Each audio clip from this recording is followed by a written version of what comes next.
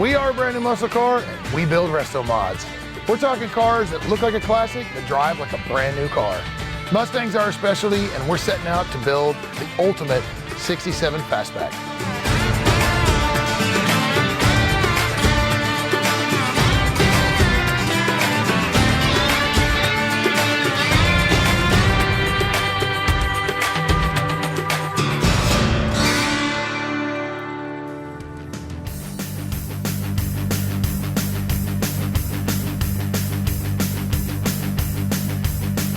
People often ask me, how did brand new muscle cars start? I was reading Hot Rod magazine 19 years ago. The cover story was new body shells, classic body shells, all new. It was an evening time deal, went to bed, woke up early, couldn't sleep very well, registered the name brandnewmusclecar.com, which I thought was the best name. Turns out I'm right. Called, signed up to buy body shells, to turn them into cars, went in, gathered the employees around. I already had a big restoration shop, and I thought it was the greatest idea ever. And I said, guys, we're gonna build classic cars, whole classic cars from scratch. And there was dead silence. David came to us with a crazy idea one time to build a Mustang. Hey, let's build a Mustang. And everybody else thought he was nuts, except for us. And we still think he's pretty much nuts. Perpetual energy. He is on the go all the time. And you have to be that way. I mean, this business does not make itself. Started marketing it, nothing. It took me a year to sell the first build. In fact, I went to an existing customer and literally got on my knees and begged for him to order a Mustang build so I could have a proof of concept.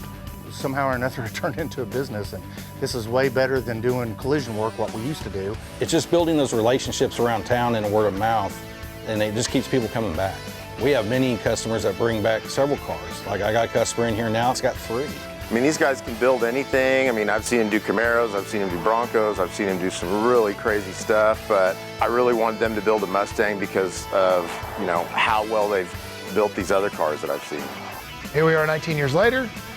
It's cool, everyone's doing it. The RestoMod thing took off, which really helped. And I couldn't be happier. When it comes to over-explaining, Richard is your guy. If you ask him what time it is, 25 minutes later, you're gonna know how to build a clock. But it's all stuff that you need to know. He is the guy who knows more numbers and details about things than I could ever fathom. All right, now it's time to put our wheelwood brakes on. A lot of aftermarket brake systems, when you're adapting them to a stock style spindle, you have to make a fair amount of adjustments. You do this with shims. Shims are not the same as a washer. A washer is a mass-produced fastener. Shims are made to a very, very tight tolerance, a very repeatable tolerance. We use these to adjust the bracket, in this case, the caliper adapter bracket.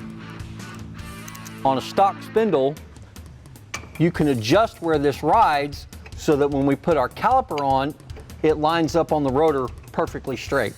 Once we get this caliper adapter bracket on, we'll put our brake rotor on, and then finally our brake caliper, and we'll recheck our adjustment to make sure the caliper is perfectly square with the rotor. I'm installing our wheelwood rotors. Wheel bearings go in.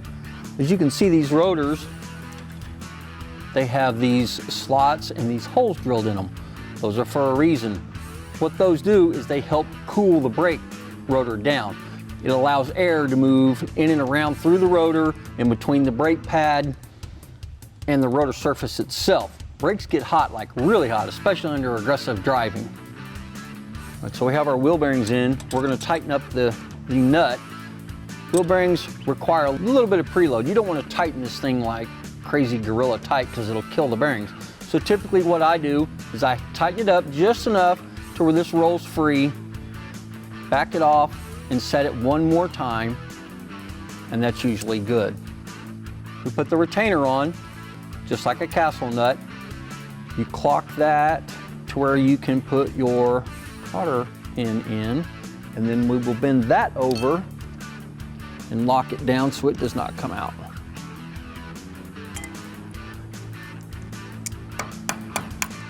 And then I usually cut off the excess. The last thing that goes on is our dust cap.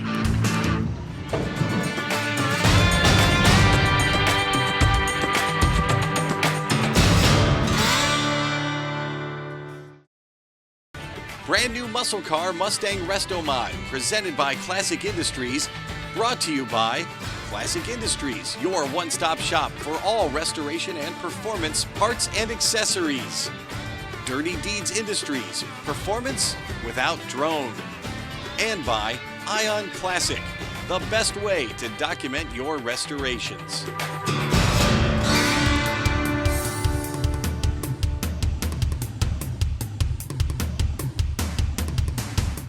Next, we're going to put on our wheelwood caliper, but I'm going to leave this off for a second so I can show you proper brake pad alignment. So as the caliper fits onto our adapter bracket, remember before we had to shim it to make sure that it was straight, left or right. Now we're dealing with depth. You want your brake pad to fit against the rotor perfectly. We want the brake pad to ride right on the very edge of the rotor. We don't want it sitting above it or below it, but we want this to match perfectly.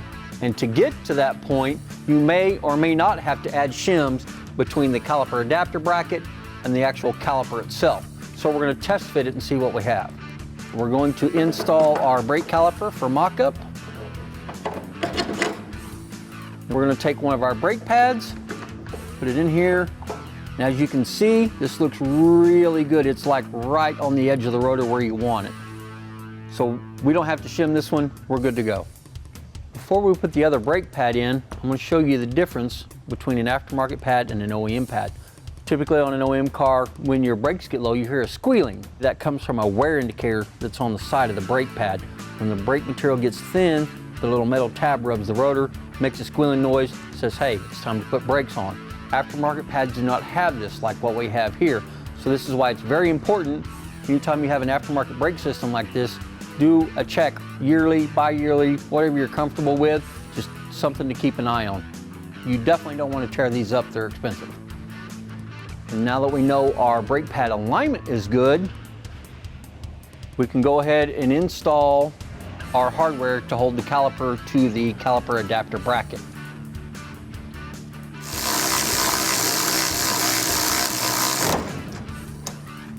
The last part is the caliper cross bolt. Now we'll put in our spacer, our cross bolt, our lock nut. Now we will tighten it down.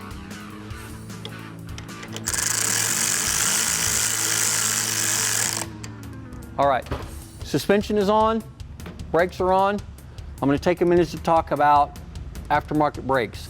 They're one of the greatest upgrades you can do to your car. The stopping power over drums is unmatched. One thing you have to be careful of, a lot of these aftermarket brakes are much, much bigger than the stock stuff.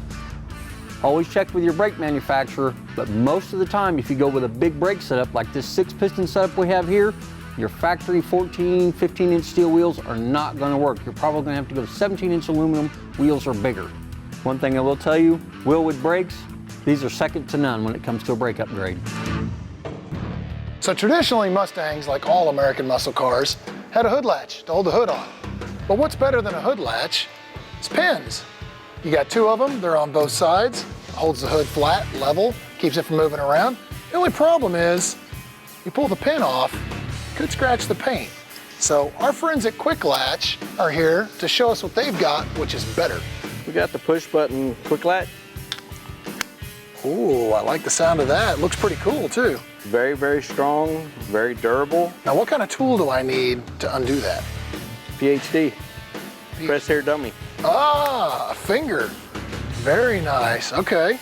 And it looks like you've got different finishes, different sizes. This is the raw aluminum. We actually have a black coated, we have a polished, and we actually have 3 different sizes. The 38, these are the 50s, and these are the 25. So I could use those other places. You can use them glove boxes, panels, console door, the sky's the limit. How'd you come up with the idea for this? How'd this start? Actually, I used to build hot rods too, and I had a customer that kept scratching his hood. Exactly what you said. And after 9 months of thinking about it, I came up with the design, applied for the patent, and we've been supplying latches since 2009. And there's some OEM manufacturers that use this too, right? We have Ford Motor Company on the GT500s, and we also have Lamborghini on the Huracan STO, and we've also done the McLaren P1 GTR. And the upcoming Mustang GTD and the new Mustang GT500 will also have our products on. Wow. Okay, that's perfect for a Mustang project and a Mustang show. That's right. So what do you recommend for mounting points?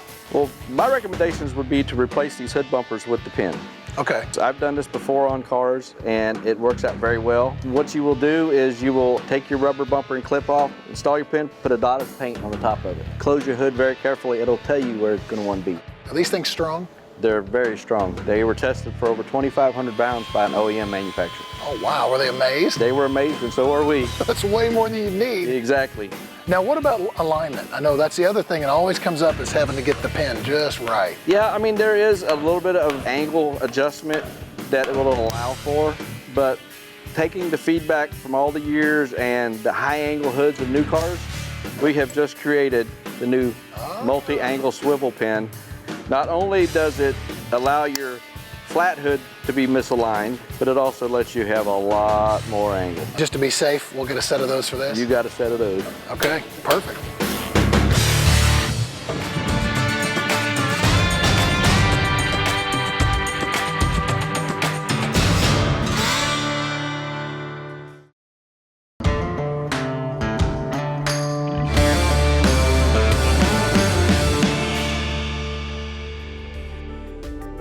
Well, it is a 1970 model Boss 429, grabber blue, black interior.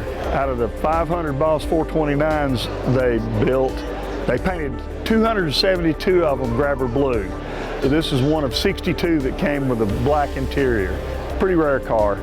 I'm the third owner of the car. One of our local hot rodders was the original car. His name is James Earl Hubbard. He bought the car new from Frank Vigo Ford in March of 1970. I remember the car and we saw it tooling around town and fell in love with the car at a young age.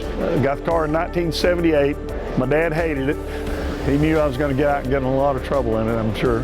Within probably 2 or 3 weeks, we were out with a stopwatch, seeing how fast it'd go from 0 to 100 and did typical things that young guys do. We feel a big responsibility to get it out, and especially to the younger generation. There's a lot of people who come to these shows and they've never actually seen a Boss 429. They've heard about them, they've read about them, they've seen them in magazines, and you know, due to the fact that they didn't make but a handful, there's not many out on the road. Mustangs are my favorite car because of, like I say, the body style, and the simplicity of working on them. If you have a basic mechanical skill, especially the older cars, it's like putting puzzles together. You just put one part on after another, and you know, as somebody said, they've built plenty of Mustangs, and you can always find parts.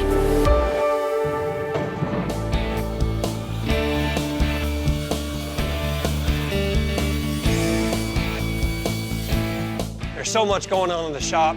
RestoMods is a large part of what we do, but our bread and butter, kind of our core work, is the restoration process, where we take an original car and put it back to brand new. All right here we got a 66 GTO that we're doing a little bit of body filler work on. Mike's already got the metal work pretty much where it needs to be, so we need to use a little bit of body filler to correct some of the waves right here. Just a real thin coat, a little block, and then we got a little ding right here that we're going to fix. He's already blocked it with 36 grit, which is a sandpaper. It's really coarse. That way the body filler can have something to bite to and stay. So we're going to scuff it up real good right here.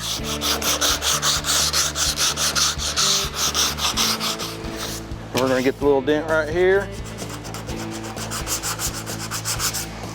And then we're going to put just a thin coat. That way, whenever we go to block it off, it'll be nice and smooth, and then it'll be ready for the primer stage. We use a lot of 3M products, so we got the 3M Platinum Plus filler. It's a body filler. And we're going to take some out here, mix it up. Then I just use a paint stick and I roll it a few times, and I'll put some on there, just like that. And this is a hardener. It's a cream hardener. And then I just like to put a little nice stripe across the top of it. Depending on the temperature outside is how much or how little you want to use. So whenever it's hot outside, you want to use just a little bit. So like in a spot like this, I'd have used half as much as I did. because it will set faster. It'll become hard and you won't be able to spread it with the spreader and make it nice and even. So then take it after you get it mixed in, get all the air out of it.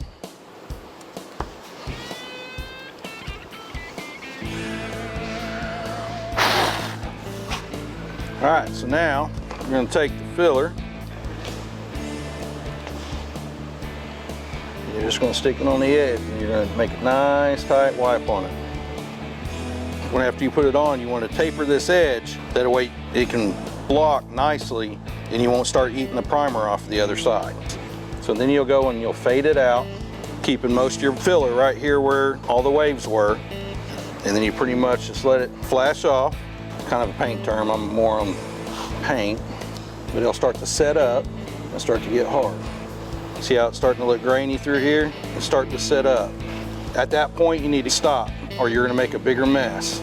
Like if I was wiping it on the car right now, I'd have to stop. So now we're just gonna wait for it to set up where we can start sanding it with some 80 grit sandpaper. The Henry Ford acquired Mustang Serial 1 in 1966. Brand new muscle car Mustang RestoMod, presented by Classic Industries and brought to you by Summit Racing Equipment. Build it with Summit Racing Equipment, the world's speed shop. The Spray Source, the #1 source for professional and DIY paint products delivered right to your door. And by Better Battery Bolt. You are nuts not to try these bolts. I'm Matt Anderson, Curator of Transportation here at the Henry Ford. When we bring cars into the collection, we generally prepare them for long-term storage. So we're draining the fluid, certainly draining the gasoline, disconnecting batteries, removing batteries in many cases. You'll note too, if you look at some of the cars on display, most of them are up on jack stands to keep weight off of the tires. Some museums drive many, if not all, of the vehicles in their collection. We don't do that simply because to keep the vehicles operating would require us to drive them on a regular basis, and we simply don't have the time or the resources to be driving every car in the collection a couple of times a month. Not that it would be a bad job, mind you, but for us that's a lot of the work involved in preserving them, and really half the battle is just keeping them inside in a basically steady climate in terms of temperature and humidity, which we try to do in the museum here. The Henry Ford acquired Mustang Serial 1 in 1966. It's almost impossible to believe, but the car was actually sold to an airline pilot in Canada who owned it for a couple of years. And it was just another car there at first, but rather quickly Ford realized how popular the Mustang was, how important this car was in terms of the company's own history. So they spent a couple of years tracking down the pilot and then trying to convince him to give it back to them. And they eventually worked out a trade. The pilot got the millionth Mustang in exchange for serial #1, and then Ford kindly gifted serial #1 to us. So it has been here since 1966, almost its whole life.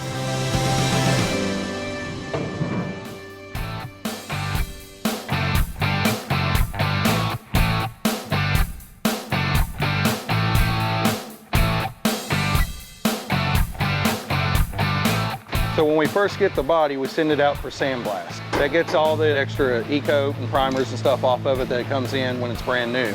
Then we'll come in with an epoxy primer and we'll prime the whole car to keep it from rusting. And then, like Andreas is working on the front, is he'll take some guide coat and he'll spray it. And it will guide you to all your little waves and little dents and stuff like that that's happened in us getting the car. Got a small dent here, it's real shallow. I've got a ripple going across here because it's sanded on this side, and you can see, and the guide coat shows you where all your highs and lows are. Then Andreas will come in, put a light filler over, block it, and get it ready for primer.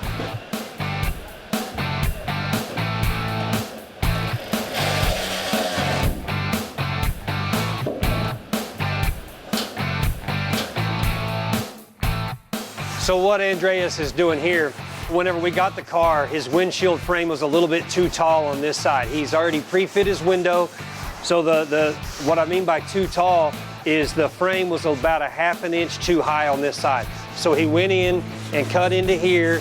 He shrank it all back down, got the fitment correct, welded, cleaned everything up. and then he came back over the top with a light coat of Bondo, and now what he's doing is he's primed it, and he's coming back over the top and he's sanding all of his primer down, checking for high spots, checking for low spots. This is a very, very crucial area in the bodywork stage, because this is going to tell him if he's got any wiggles or any waves, and then he can go in and fix it from there.